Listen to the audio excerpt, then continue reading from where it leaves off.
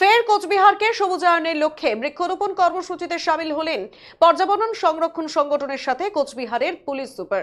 রবিবার দুপুর 12টা নাগাদ কোচবিহার রামকৃষ্ণ বয়েজ হাই স্কুলের মাঠে এক বৃক্ষরোপণ কর্মসূচি করা হয় কোচবিহারের এক বিশিষ্ট ব্যক্তি শ্যামল রায়ের স্মরণে। এদিনের এই বৃক্ষরোপণ কর্মসূচিতে উপস্থিত ছিলেন কোচবিহারের police super Dyutiman Bhattacharya, DSP headquarter Chandan Das সহ অন্যান্য সরকারি আধিকারিক এবং বন দপ্তরের আধিকারিকরা। এদিন কোচবিহার রামকৃষ্ণ বয়েজ হাই স্কুলের মাঠে মোট 59টি চারা গাছ রোপণ করা হয়। এ বিষয়ে পুলিশ সুপার দ্যুতিমান ভট্টাচার্য জানান, গোটা জেলা জুড়ে আমরা পর্যাবরণ সংরক্ষণ সংগঠনের আহ্বানে ফুল সহ বিভিন্ন রকমের বৃক্ষরোপণ করছি। আমরা চাই এই শহরটি সবুজে ভরে উঠুক এবং সকলেই আমাদের এই কাজে সহযোগিতা করুক।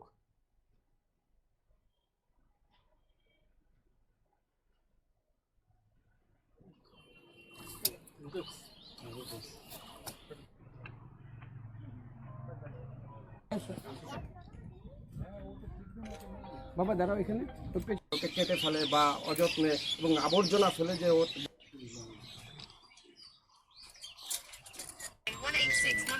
আমরা অনেক সময় এখন দেখি যে মানুষ কারো জন্মদিন হলে যত বছর জন্মদিন হচ্ছে ততগুলো গাছ লাগানো হচ্ছে, বা এরকম মৃত্যুদিনে এইটা একটা অভিনব উদ্যোগ।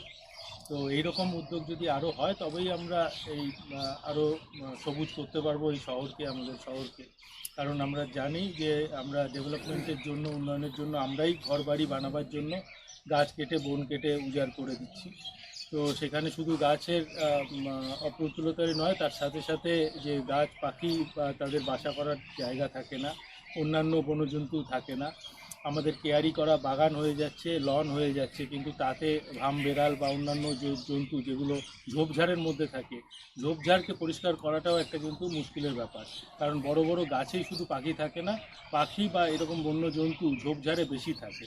তো আমরা ঝোপঝাড়, জলা এগুলোকে পরিষ্কার বেশি করে ফেলছি সৌন্দর্যায়নের জন্য। এইটা কিন্তু একটা বিপদ সংকেত ডেকে আনছে।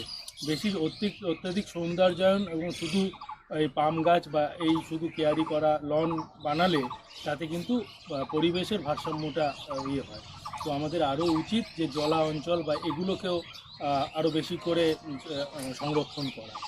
কি প্রোগ্রাম হচ্ছে, এটা কি হচ্ছে? আমার যে ভাই, সে 59 বছর বয়সে গত 4 ফেব্রুয়ারি ও রেলে চাকরি করতো, সে মারা গেছে। তা ও খুব প্রকৃতিপ্রেমী ছিল এবং গাছপালাও খুব ভালোবাসত।